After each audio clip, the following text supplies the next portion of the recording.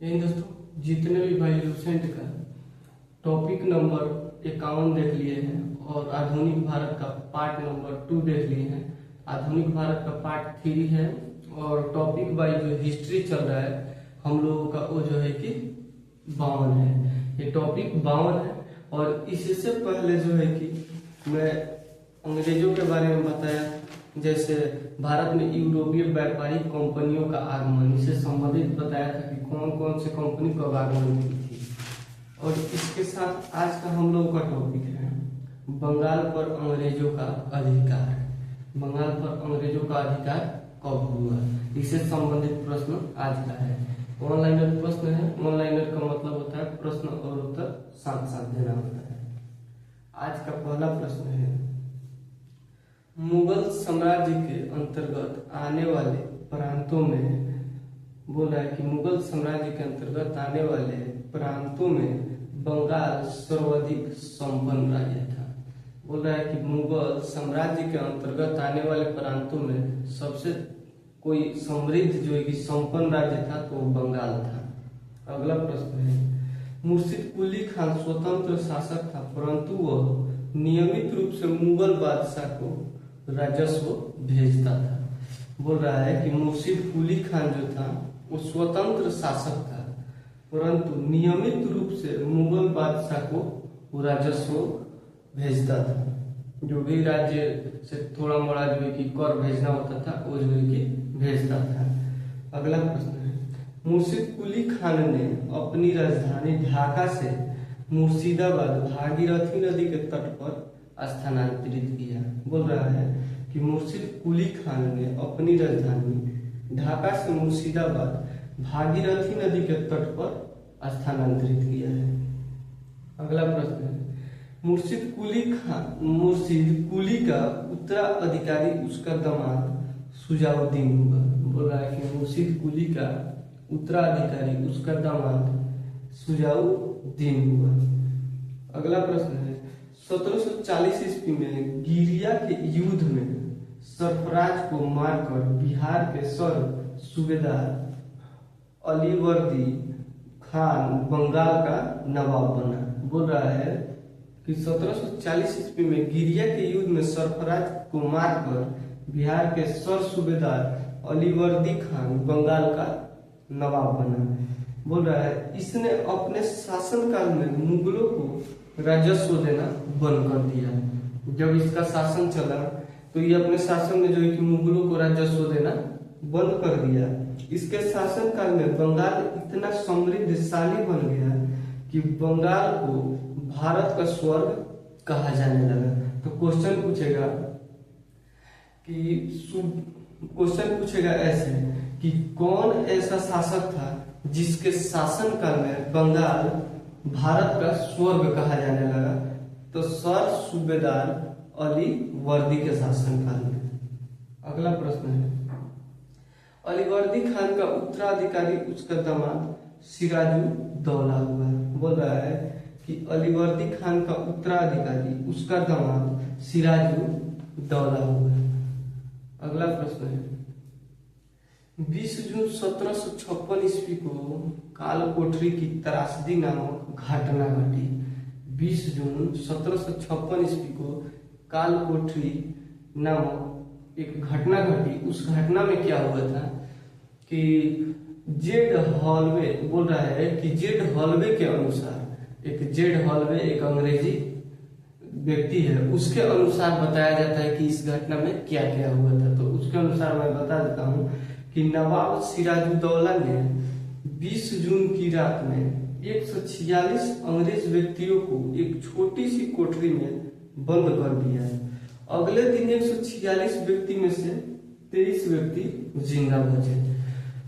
तो मेरे देखने से ये तो ठीक ही किया था, क्योंकि जब भारत के जो भी क्रांतिकारी थे उस समय, उन क्रांतिकारियों को फांसी देने में अंग्रेजों को थोड़ा सा भी टाइम नहीं लगता था। तो ये भी ठीक ठाक काम किया था। 146 लोगों को एक कोठरी में बंद करके उन लोगों को उसमें छोड़ दिया कि उसमें से 23 लोग बचे, और 23 लोग बचे वो भी जीने की हालत में नहीं थे। अगला प्रश्न है, प्लासी का युद्ध 23 जून 1757 ईस्वी को अंग्रेजों के के सेनापति रॉबर्ट क्लाइव एवं बंगाल के नवाब सिराजुद्दौला के बीच हुआ। बोल रहा है कि ये प्लासी के युद्ध से कितना बार प्रश्न पूछा है। प्लासी का युद्ध 23 जून 1757 ईस्वी को अंग्रेजों के सेनापति रॉबर्ट क्लाइव एवं बंगाल के नवाब सिराजुद्दौला के बीच हुआ। अगला प्रश्न है, जिसमें नवाब अपने सेनापति मीर जाफर की धोखाधड़ी के कारण पराजित हुआ। बोल रहा है कि जिसमें नवाब अपने सेनापति मीर जाफर के धोखाधड़ी के कारण पराजित हुआ, अंग्रेजों ने फिर मीर जाफर को बंगाल का नवाब बना दिया। तो यहाँ पे जो है कि अंग्रेजों का ये तलवा चाटा है, इसलिए जो है कि इसे बंगाल का नवाबियत मिल गया। उसके बाद क्या हुआ, प्लासी की लड़ाई में मोहनलाल एवं मीर मदान के नेतृत्व में एक छोटी सेना नवाब के वफादारी मीर मदान लड़ते हुए मारा गया। जो नवाब का वफादारी सेना वो जो है कि उसमें मीर मदान था, वो लड़ते हुए युद्ध में मारा गया। अगला प्रश्न है, प्लासी भागीरथी नदी के किनारे है।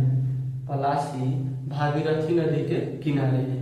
ये प्रश्न कितना बार पूछा गया कि प्लासी किस नदी के किनारे है, तो भागीरथी नदी के किनारे है। अगला प्रश्न है, क्लाइव के हाथों की कठपुतली नवाब मीर जाफर को अंग्रेजों ने 1760 ईस्वी में हटाकर अंग्रेजों ने फिर इसको नवाब के पद से हटाकर उसके दामाद मीर कासिम को बंगाल का नवाब बना दिया। तो अंग्रेजों का पहले से ये जो है कि शासन कैसे उन लोगों को चलाना है वो पहले से वो लोग जानता है कि फूट डालो और राज करो, दोनों में लड़ाओ और राज करो। पहले इसको जो है कि बना दिया और इसके बाद देखा कि अब इसके दामाद को लड़ा देना है, तो दोनों को दामाद और जो है कि ससुर को लड़ा दिया और अपने जो है कि वो लोग आजाद हो गया। अगला प्रश्न है, मीर कासिम ने अपनी राजधानी को मुर्शिदाबाद से मुंगेर स्थानांतरित किया। बोल रहा है कि मीर कासिम ने अपनी राजधानी को मुर्शिदाबाद से मुंगेर स्थानांतरित किया। बंगाल की राजधानी का क्रम देख लेते हैं। पहले बंगाल की राजधानी कहाँ कहाँ हुआ करता था, तो पहले ढाका होता था, उसके बाद मुर्शिदाबाद, तब मुंगेर। अभी भी बांग्लादेश की राजधानी ढाका पड़ता है। अगला प्रश्न है, बक्सर का युद्ध 1764 ईस्वी में अंग्रेजों एवं मीर कासिम अवध के नवाब सिराजुद्दौला एवं मुगल सम्राट शाह आलम द्वितीय के बीच हुआ। बोल रहा है जो बक्सर का युद्ध 1764 में हुआ था, वो जो है कि मीर जाफर एवं अंग्रेजों के बीच हुआ था। अवध के उसमें नवाब सिराजुद्दौला एवं मुगल सम्राट शाह आलम द्वितीय, ये लोगों के बीच ये जो है कि युद्ध हुआ था। इसमें जो बक्सर का युद्ध हुआ था 1764 में, इसमें अंग्रेज विजयी रहा। इसमें भी जो है कि अंग्रेज अपना बढ़िया तरीके से जीत गया था और जीत जाने के बाद वहीं से जो है कि इन लोगों का शासन का सुपड़ा साफ हो गया। अगला प्रश्न है, बक्सर के युद्ध में अंग्रेजों के सेनापति हेक्टर मुनरो था। बोल रहा है कि बक्सर के युद्ध में अंग्रेजों के सेनापति हेक्टर मुनरो था।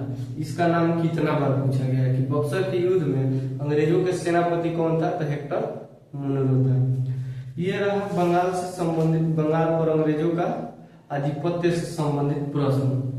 ये आज का टॉपिक वाइज प्रश्न था लुसेंट का, और ये आधुनिक भारत का टॉपिक नंबर यानी पार्ट नंबर 3 था।